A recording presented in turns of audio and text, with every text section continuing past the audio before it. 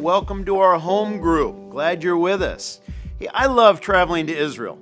People are afforded an opportunity to be where Jesus was, to sit in locations and to reflect on what he taught, where he walked, where he stayed, where he ate his meals.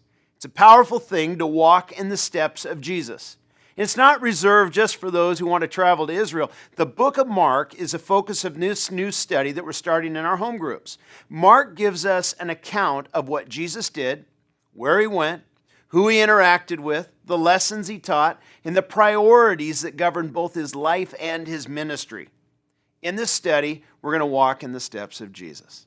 We'll become more familiar with how Jesus dealt with situations, how Jesus dealt with people, how Jesus dealt with life, and how Jesus dealt with ministry.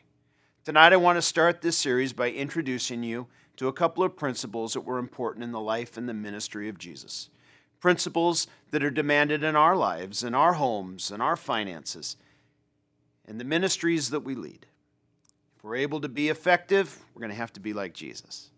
Let's turn to Mark chapter 1, and I'm going to read from the NIV 84, starting in verse 29.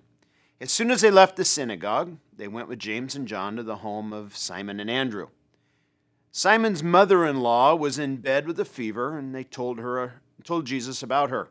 So he went to her, and he took her by the hand and helped her up. The fever left her, and she began to wait on them. That evening, after the sunset, the people brought to Jesus all the sick and demon-possessed.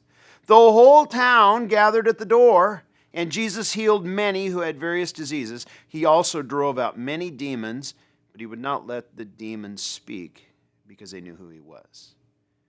Very early in the morning, while it was still dark, Jesus got up, left the house, and went off to a solitary place where he prayed.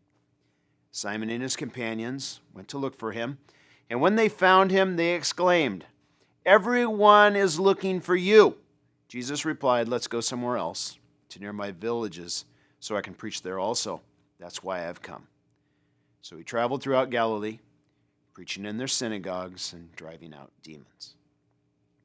In this story, the first chapter of Mark, we see Jesus setting and enforcing a set of boundaries and priorities. Here are some truths about life. If you don't know who you are, people will line up to tell you.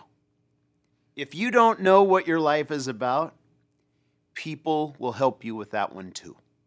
If you don't know where you're to spend your time or your energy, people will share their opinion on that one too.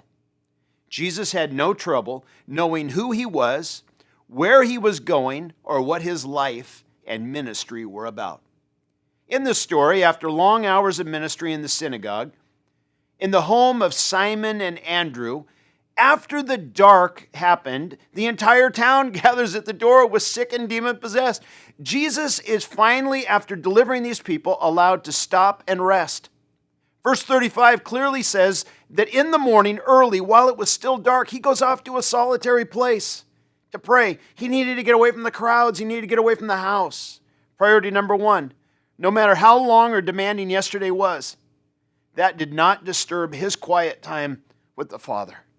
Time with God was always a priority. Sleep would not trump it. Busyness would not supersede it. People's demand would not negate it. It was a priority. It was set, and it was enforced. It was a priority. Next, we see a boundary. As soon as Jesus gets alone, as soon as he gets quiet, Peter shows up wanting him to come back to the town. In modern language, Peter says this, "What are you doing here? The people are looking for you. They want more. You should not be here. You're missing the opportunity." And Jesus said, "Let's go somewhere else, to other towns and villages. That's why I've come." The statement here is that other people's demands did not direct the priority set of Jesus. Jesus was willing to say, "I know what's important. The demands of life will not determine for me what's important." Friends, there will always be the urgent and the important. Don't ever confuse the two. The urgent is always loud and it's always demanding. Usually it's last minute and unexpected. It demands to be cared for immediately. Important issues are far less vocal. They simply sit waiting to be addressed when you have time.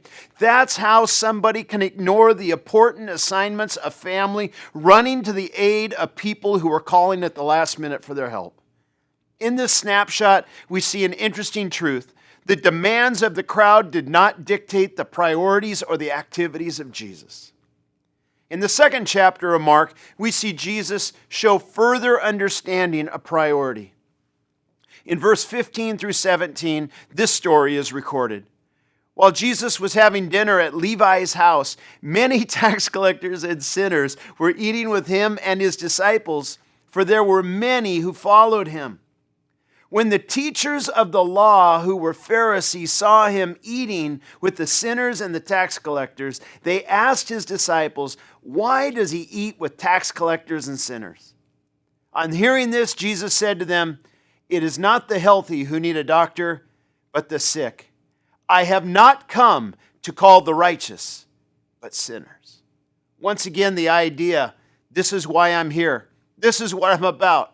This is what my priorities are. Here are the boundaries that I have set. I know what's important. Boundaries and priorities. They're important concepts that we see on full display in the ministry of Jesus as the book of Mark begins in chapter 1 and chapter 2. Priorities will be meaningless without boundaries.